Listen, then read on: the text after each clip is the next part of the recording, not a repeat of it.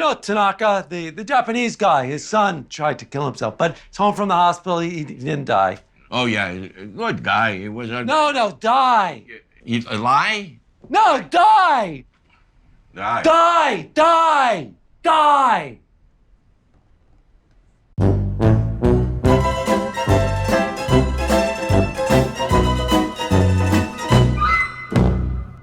Everybody, I'm Susie Essman. Who are you? I'm Jeff Garlin, one of America's top teens. And we are on season 5 of Curb Your Enthusiasm, episode 4. And this episode is Kamikaze Bingo.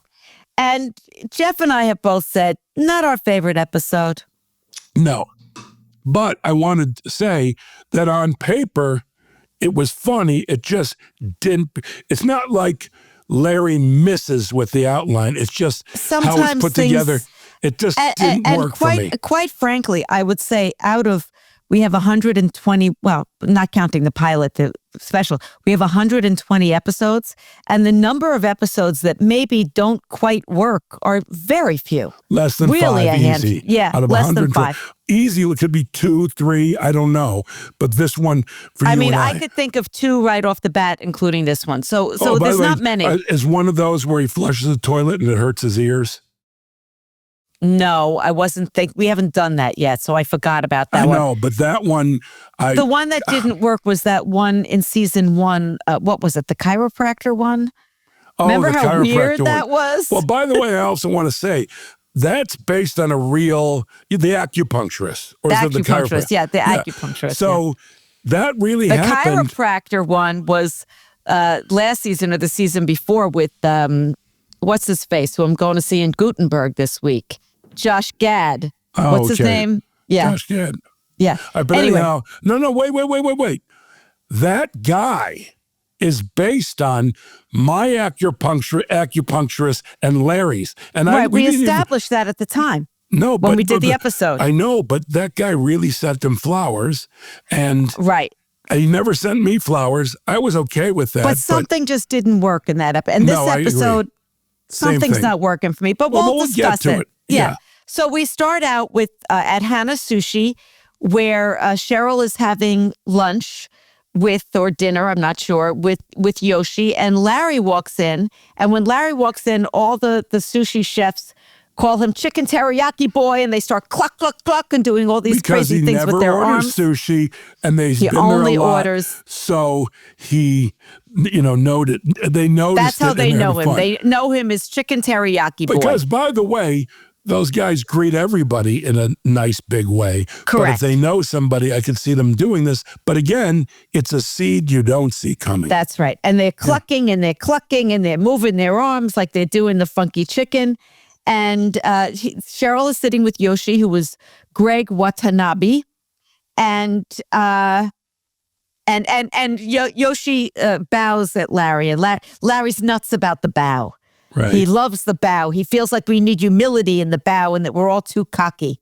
See, his performance for me, by the way, everything he did was good, but it didn't make sense. What I mean by that is him being so quiet and committing suicide, you need to see the look in his eye, because when people are vulnerable, they wear masks. And he was vulnerable from the worst first. Yes. From the very beginning, yeah. And that was not in the script, the outline, but when... It was an acting choice of his. Yeah, but when Larry talks about, which we're going to get to, his father being a kamikaze pilot, and he has doubts about it, then you see the transformation from, affable guy to that. All right, just a thought. So Cheryl... I'm always going to and... give my directing problems, because these are not script problems, they're directing problems, and I don't like it. Cheryl and Yoshi are talking about sculptures, and Larry says he'd like a sculpture with a big penis and big balls. It's the kind of sculpture that he's looking for. And then he sees on the table a little scratched-in thing that says Kofi was here, scratched in, carved into the table. And it's kind of like they discussed it's a low-life kind of thing to do. But also, this is also a seed, and where it goes was not worth it. Doesn't work. It doesn't work. It doesn't. Yeah, I agree. That's what I'm saying. These things, and by the way, the last one with the guy not a director's fault, but a director could have adjusted the performance, or Larry could have. And I don't remember saying anything on the set, because I just want to be clear that I'm not just blaming the director. This is a casting / everyone's fault, and the guy's good. Oh, yeah. And then we established that Yoshi's father and Larry's father are in the same nursing home, and that they're friends. And Sherry gave the old person condescending, "Oh, that's so cute." Yes. And we when you get to established that age, you don't know how to talk adorable. to people. Yeah. And Yoshi says that for his dad's 80th, they took him to Japan, and he hadn't been back since the war, and he saw family, and he saw his military buddies. And Larry asks what he did, and Yoshi tells him he was a pilot. Well, what did he do in the war? He was a pilot. Really? What kind of a pilot? Kamikaze pilot. Wow. Wouldn't he be dead? Not all of them died. I know, but kamikaze pilot, it kind of implies that, a kamikaze pilot is a pilot who crashed and died, right? But he didn't. He survived. Thank goodness for that. He survived. Yeah. Here's to what did you say? Compilot, yes. But what happened exactly? Did he try and crash the plane into a ship? He grazed the ship. A kamikaze pilot. And then Larry says, well, if he was a kamikaze pilot, wouldn't he be dead? And he makes a good point. Well, by the way, I also would guess that some kamikaze guys lived. Of course. Yeah, the ones that went right into the boat and exploded, okay, that's true kamikaze. But sometimes they do something, it doesn't work, and they're still alive. I don't know if when they get back, the generals go, "You should be dead." Yeah. What's going on? We're not that familiar with the whole kamikaze protocol. But Larry will not let up on this. He really, really pushes it. He's like, well, what happened? And Yoshi is getting very upset. He goes, he grazed the ship. And Larry's like, push it. Like, what did the last second he changed his mind? And you see Yoshi getting more and more uncomfortable. And then Larry orders the chicken teriyaki. And this also was not totally believable to me. And he says chicken many, many times. Also, what wasn't believable is Larry would have realized that he wouldn't make fun of the grazing. Like, it took it too far. I understand inherent curiosity, but it went too far. And then this one saying chicken that much, and then later on saying it was an accident, which I believed he believed that. Something was a little weird. It was because I tell you what it was. It was Larry ordered the chicken and said chicken. I can believe that. But he said chicken like 4 or 5 times. I know, but looked at him and said chicken. Yeah. It was fucking weird. Yeah. And you see that Yoshi's uncomfortable. Mm-hmm. And then we cut to poker game at Kevin Nealon's house. Mm-hmm. And it is Lou Schneider and Phil Rosenthal and Alan Kirschenbaum and you and Larry playing poker. And Larry tells them about hiring a private eye because he thinks that he's adopted. And Phil Rosenthal asks about how Lewis is. And Larry says, oh, there's something wrong with him, something with his kidney. And all of that is really just adding the PI and adding Lewis's kidney is just set up for later episodes. Nothing happens about that in this episode. And then Kevin's wife comes in with snacks, and we find out that she's Yoshi's sister. And Yoshi's supposed to be playing with them, but he never showed up. See, but again, a guy with that personality, how would he fit in that game? Well, Everyone not at that really. table is a comedian or a comedy writer. No, but I'm saying, again, not believable. That this demure, quiet guy is hanging out with Louie and you and these Kevin. all comedy guys. Yeah. Well, the audience, I'm a manager, but all the people at the table are comedy people. Yoshi was supposed to be playing, and then we establish again that their fathers are friendly, and Larry says he's going to go there tomorrow to play bingo, and he thinks he's going to win because he's a great bingo player. And then the phone rings, and Kevin answers it, and we find out. Hold on. Doesn't he ask the sister about the kamikaze thing, and then Nealon says, "No, a lot of them lived." I don't remember that. Maybe they had that exchange. Okay, keep going. And then Kevin answers, I know it's random. I have a winning percentage that defies logic. You win more often than the other people. More often than the other people. He gets more diagonals than anybody. What? This doesn't make any sense. Oh my God. What? Cedar Sinai. Okay, we'll be right there. Bye. Is this a joke? Mayuki. Yoshi tried to commit suicide. What? He tried to commit suicide. Cedar Sinai. I gotta leave. I'll be back. Get the coat. Get the coat. Keys. It's in here. It's in here. Let's go. And we find out that Yoshi tried to commit suicide. And they quickly run out. Which, by the way, for me, I believed. Yeah, I believe that also. And Nealon, by the way, really is great in this episode. However, he is. However, I felt like it was a little bit of a waste of Kevin because Kevin is so funny. What if I told and he you? was not allowed to be funny really in this episode. But by the way, by the way, on Curb a lot, that's me. But as he just no, because you get to be funny. And I believe yes, you know what I am on the show. I know, but Larry, I'm going. Jeff, Kevin was playing a serious part. You don't play a serious part. Well, no, but I'm saying he was great. I believed every part of his thing. So I don't think it's a waste. I think it's just an acting job for Kevin. Yeah, I know, but I just think Kevin's so funny that I enjoy him being funny. Larry even sent me a note after last season about how grateful he is that I lay the pipe, that I set up what's about to happen. And then he wrote, somebody's got to do it. And it's me. But I've got lots of opportunities to be funny. But a lot of times I'm just saying shit that's going to lead to something, you know? And I've actually figured out a sports analogy. I'm like a tight end. Sometimes I have to stay in and block, and sometimes I get to score a touchdown. Like, that's the only player, because I went through all the sports, and if anyone knows football is listening, understands what I'm saying. You get some good big catches, but you also stay in and protect the quarterback, Mr. Larry David. I'm the cheerleader.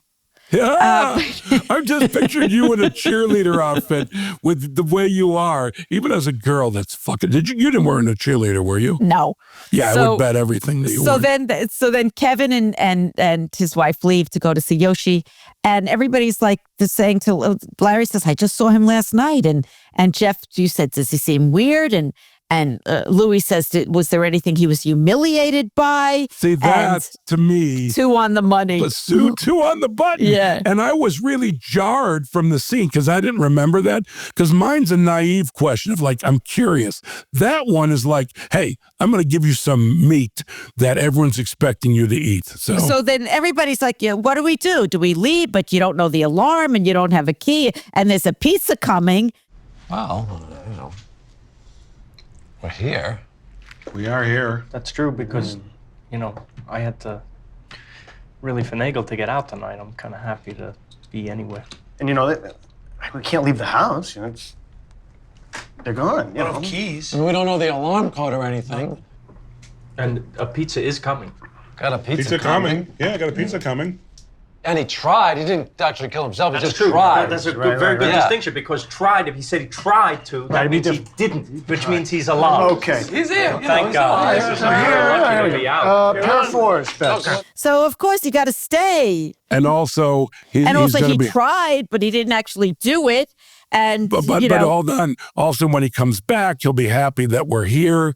Someone said that. I don't know. And but, it was also. By the way, I like that part, actually. I believe it was sad to me to see Alan there. Yeah, our friend Alan Kirschenbaum, who was in the scene. Alan didn't say much in the scene. No, he didn't. He spoke the least. Alan was Freddie Roman's son, for people who don't know that. If anyone is listening and they know who Freddie Roman is, please write in. I'll give you an autographed record album. Freddie died recently. Oh, yeah. I mean, by the way, I met Freddie, I'm not even kidding you, 40 years ago. He came into the comic strip in Florida. He came into the restaurant I was working in, and a fellow waitress of mine knew him and introduced me. She said, a friend of mine wants to be a comic. I think I'd been doing it for a few months, and she introduced me to Freddie. And he told me years later, he remembered meeting me and remembered thinking, this poor kid, she'll never make it. He was wrong. Well, by the way, I also want to add, I had a moment like that really surprised me. Well, what's the gentleman's name who runs Discovery, HBO? Your friend. David Zaslav. David Zaslav. So I'm in Barney Greengrass, and what's his name? Greengrass. Who owns it? Who runs it? Oh, Gary. Gary Greengrass comes over, and this has happened before. One of my customers would really like to meet you. He comes over, very unassuming, and I'm very nice. But at a certain point, I looked at him and went, wait, you're my boss. You're my boss. You're in charge of everything that I could possibly do on screen. And yeah, he was very nice. He's not getting the greatest press, but I found him to be very nice. And how lucky are we that it's Curb is his favorite show. Well, he came to set. I don't know if you were there this season. Yeah, yes, you were. Because you were in the scene. Yes. But what I want to say is, all these shows had these huge cuts on so many levels. He left us alone. Well, yeah. But he's only been our boss for this past season. Before that, he wasn't our boss. But the idea that our show is his favorite show and he won't touch it. He's a good guy. That he's cut everything else. He's a good friend and he's a good guy. So all you guys are still playing poker and yucking it up and laughing and smoking cigars. And Kevin Nealon walks back in and he's like, what are you doing? He's appalled. And Jeff says, I told you guys you should leave. I know, I turned, yeah. I did that, yeah. Just a little fucking liar. The best line is a subtle little line in that scene. Phil Rosenthal delivered it perfectly. And it was amongst all the stuff. I took an orange. And for those of you who don't know, let me just say, because some people might not know, Phil Rosenthal was the creator and executive producer of Everybody Loves Raymond. And he's been on the show a couple times. Yeah. And he's really hit it a couple times. But when he said, he knew how to deliver it, how it needed to be said. And he said, I took an orange. Well, he knows what he's doing. And because everything's loud and bouncy, and right away, I took an orange. Like, he wants to admit to that. Beautiful. Right. And then Kevin kicks them all out. And Larry says to Kevin before he leaves, did Yoshi mention my name? Because he started to have an idea that maybe Larry. It was about him. I understand his thing, but Larry's character is always wondering Larry. If it's about him. Yeah. And then he gets home and Cheryl's there and she says, did you hear about Yoshi? And apparently he sent Cheryl a suicide email.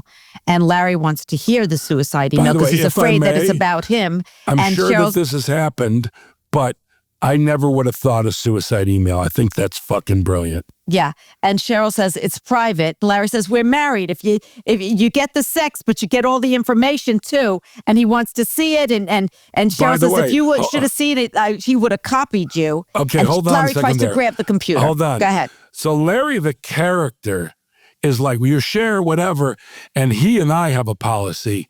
When we talk about something, we don't tell anybody else. You might be the only other person that could get involved with a Larry discussion because you're very close with Larry and you're closer than I am if people want to know, but we're very close with Larry. Anyhow, it's a strict policy, and especially your significant other. That's like the main one you don't ever say because Richard Kind did it or does it, and has he already done it, where there's something private, and he's the one who told his wife. It's not the yet. Black Swan? Did we do that yet? Yeah, it's not yet. We didn't do that yet. Next we cut to Larry is at the old age home. He's playing bingo and clearly enjoying himself. And Nat's girlfriend is sitting next to Nat. But we don't know that she's his girlfriend at not that yet. point. Not yet. I didn't know, yeah. yes. And she tells him, you're so noisy, she says to Larry. And Larry, all of a sudden, bingo, he has bingo. And Lenore, who is the checker. We know the character of Larry and real Larry never would cheat. Never.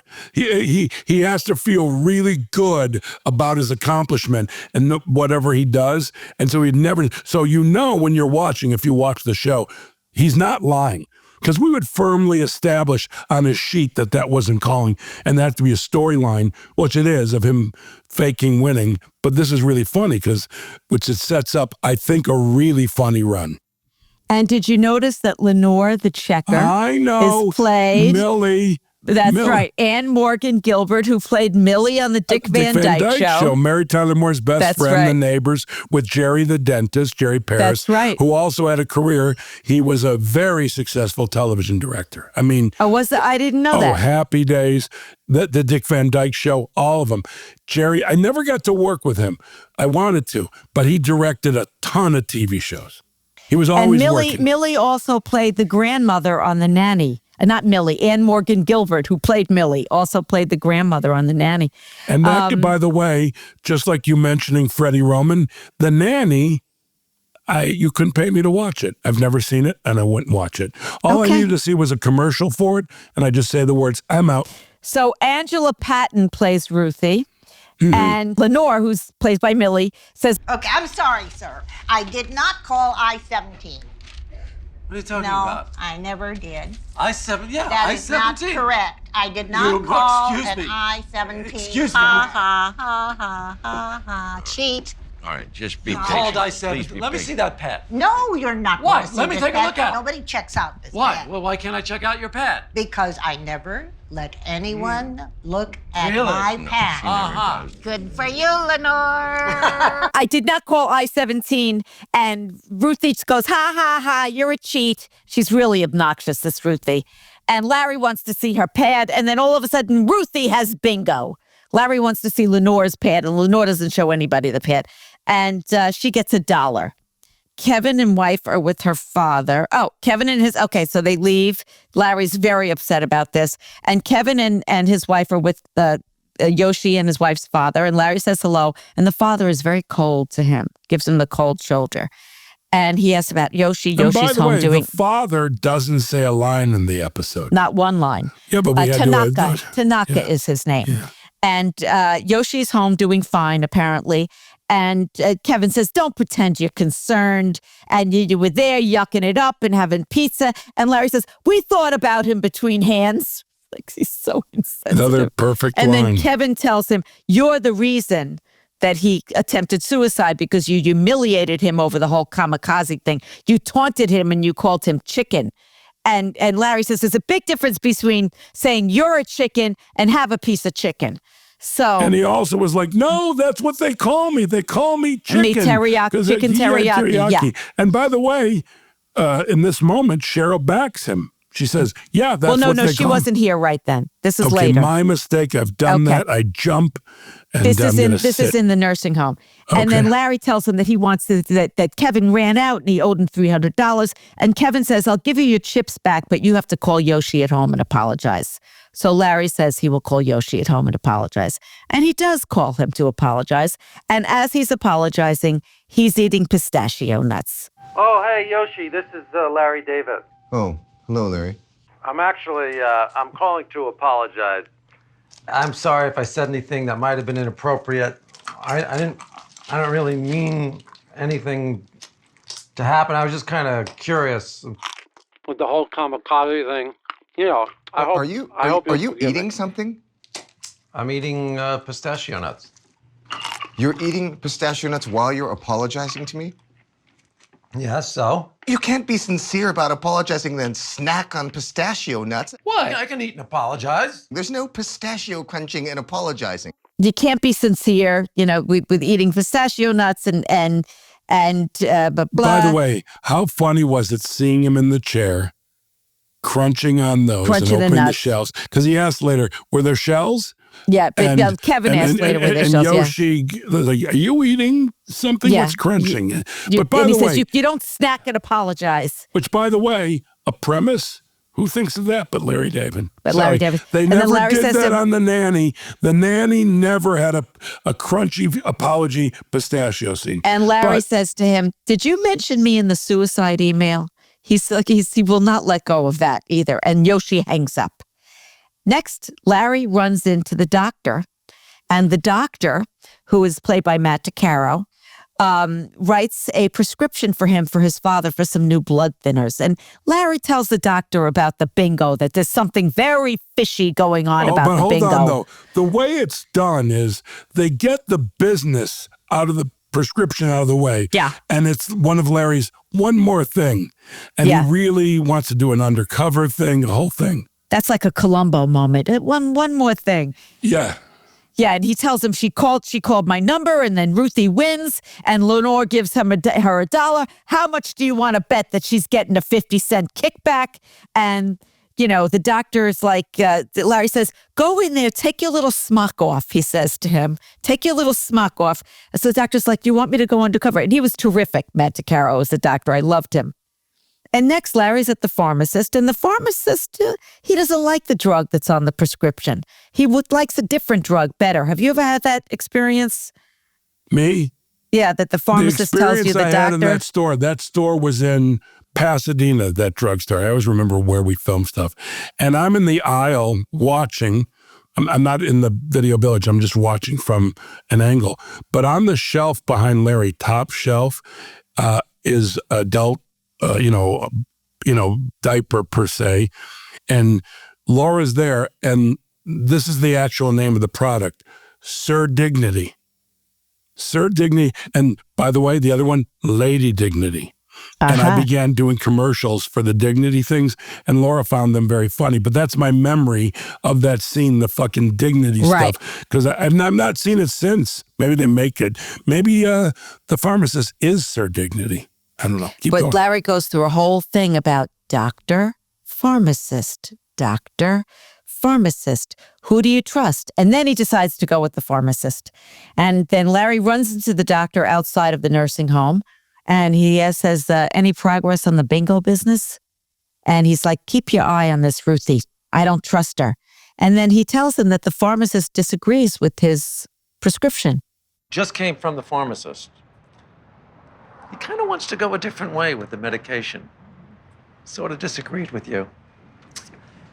The pharmacist? Yeah, he wrote out a drug here. I don't know what it is, but I need a prescription from you for this. You need a prescription from me for something the pharmacist is suggesting. He was quite passionate about it. He deals with this stuff all the time.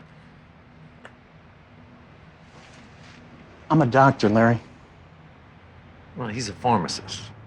Yes, and I'm a doctor. He's a pharmacist. Doctor. Pharmacist. Doctor. Pharmacist. And again, doctor, pharmacist. And the doctor's not happy about this, but the doctor gives him a new prescription.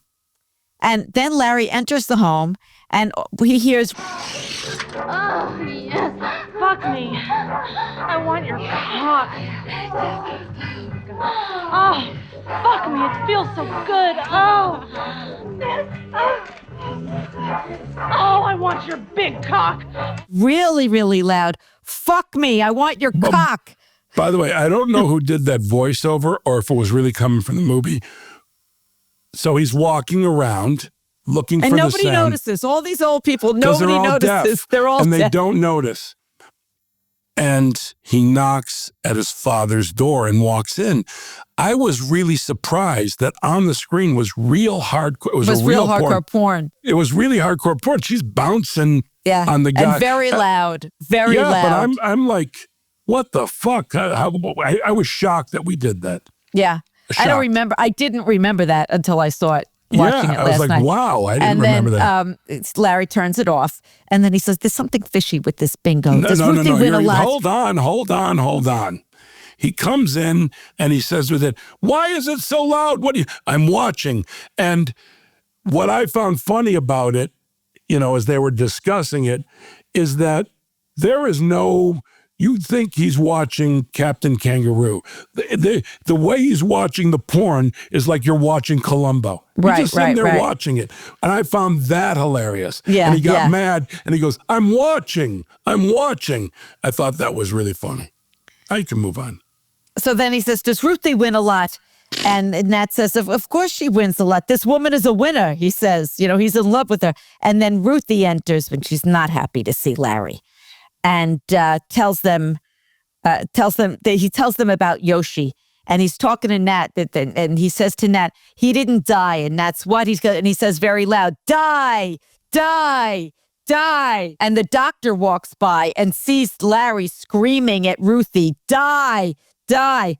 Again, I didn't love that scene either. Well, by the way, I want to say that if that scene was subtler, I would get it. like just, one Yeah. die. And they go, oh, or 2 dies, tops. All right, just saying, too many dies. Larry then goes back to the pharmacy and he tells the pharmacist the doctor was upset and he sees the tag on the pharmacist's shirt and it says his name is Kofi.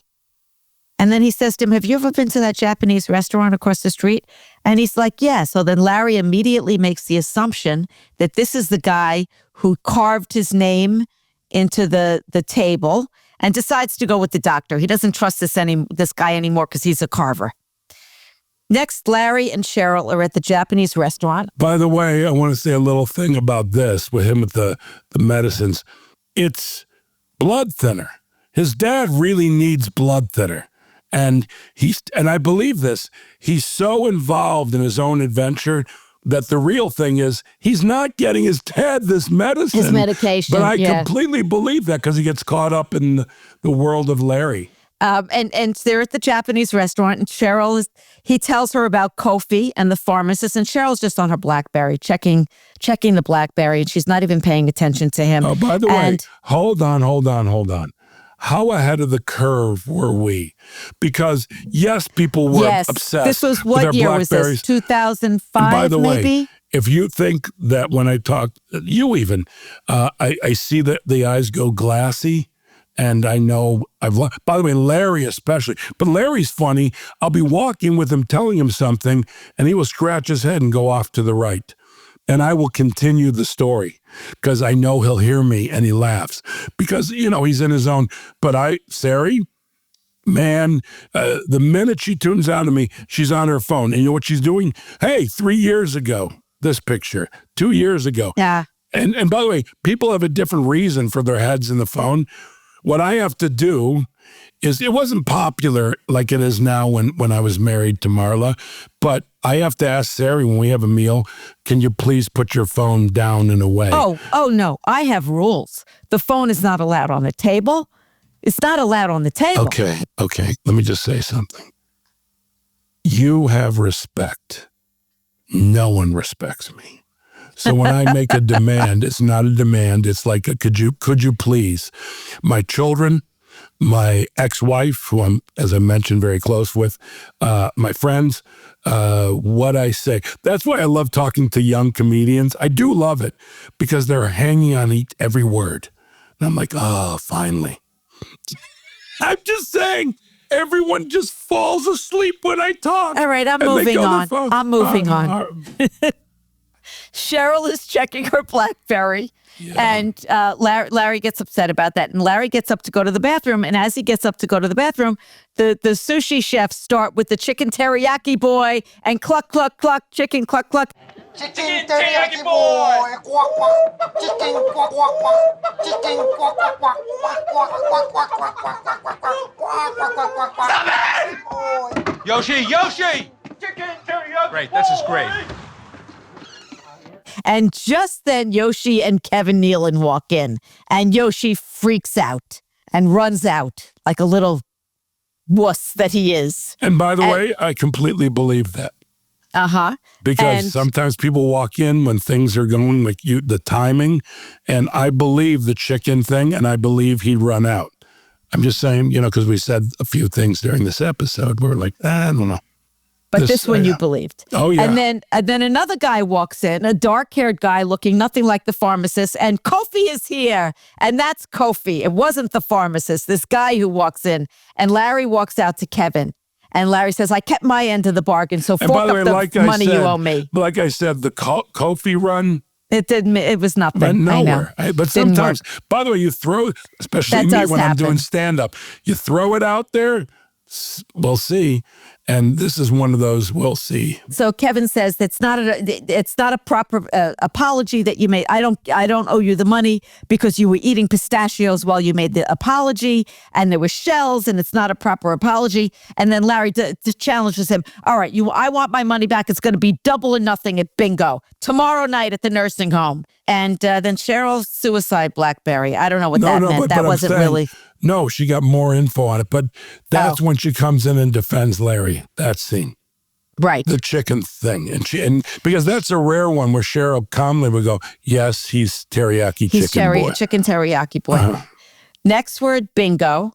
And Nat tells Larry he shouldn't be there, and they're playing, and you see they're very competitive. He and Kevin are marking the things with that little, colored thing, and Larry gets bingo, and a lady points to Larry and says, "He's the one that tried to kill Ruthie." And all the old people are giving him dirty looks. And Larry tries to explain, but then they all start getting up and coming after him like some bad horror movie. Yes, but it reminded me, they're all zombies. But even though it's absurd that they all would get together and go after him, it worked comedically. That's the kind of scene where you can't overthink it. And why do I have here Kofi was here? Did he say something about Kofi was? I don't know why I have that then. They come after him. Kofi was, I don't know.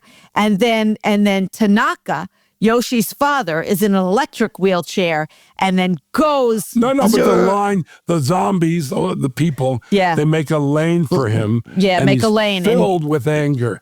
Anger and venom. And he goes after Larry.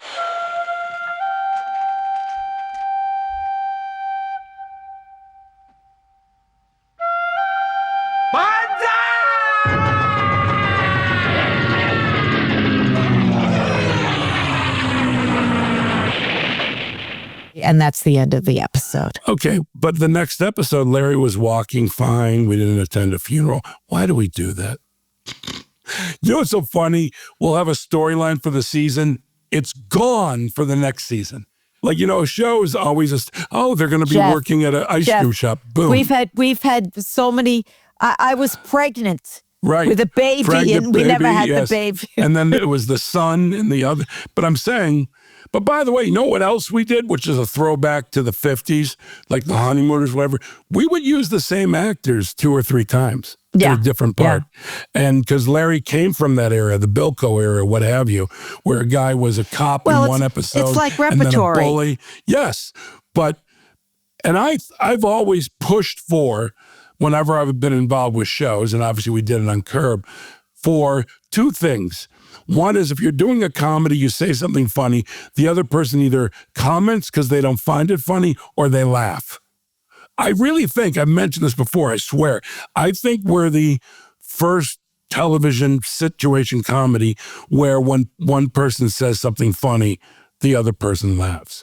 And by the way, it's kind of essential. I know you got to leave. We're done in a second. No, you know what? But don't you remember they used to do that on the Carol Burnett show? Oh, they used to break up and laugh all the time. Well, that was on camera. And by the way, my favorite scene ever on SNL is the cowbell scene with all the guys, and he wants more. Fuck, my brain goes dead. But anyhow, I'll think of it right after we're done recording. By the way, my mind was like this when I was 20. I could digress 3 times now. I'm a one-time digressor. Okay, we're going to end now. Wait.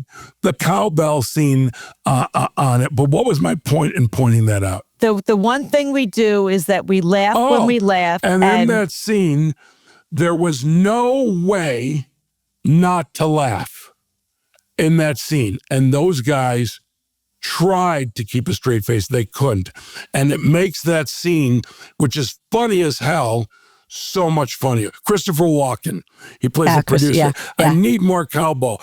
And Will Ferrell's hitting the cowbell. I just watched it the other day. I was laughing. I've seen it 100 times. I'm going to watch it when we hang up. How's that? Okay. And we're going to be back next week. We will. And by the way, it'll be very exciting. Goodbye. Thank you for listening.